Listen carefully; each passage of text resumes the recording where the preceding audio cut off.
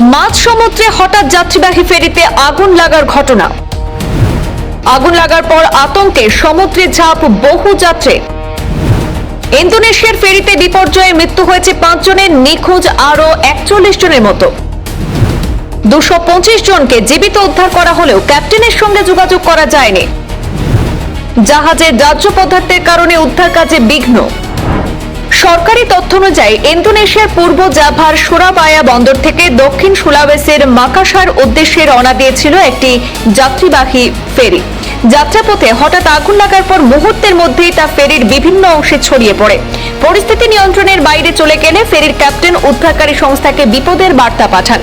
তবে সেই বার্তার পর থেকেই তার সঙ্গে আর কোনো যোগাযোগ করা যায়নি, ফলে ক্যাপ্টেন এবং কয়েকজন নাবিকের অবস্থান নিয়েও উদ্বেগ তৈরি হয়। আগুনের তীব্রতা বাড়তেই বহু যাত্রী প্রাণ বাঁচাতে উত্তাল সমুদ্রে ঝাঁপ দেন। পরে আশপাশ দিয়ে যাওয়া একটি জাহাজ জলে ভাসতে থাকা বহু যাত্রীকে উদ্ধার করে।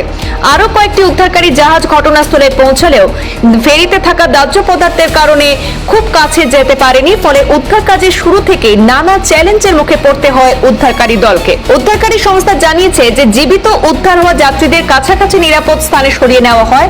একই সঙ্গে নিখোঁজদের খুঁজে বের করতে বড় আকারে উদ্ধারকারী দল ঘটনাস্থলে পাঠানোর কাজও শুরু হয়।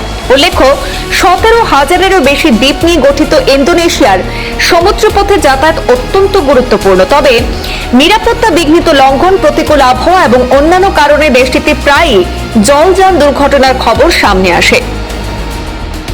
ব্যুরো রিপোর্ট, পূর্বাঞ্চল প্রতিদিন।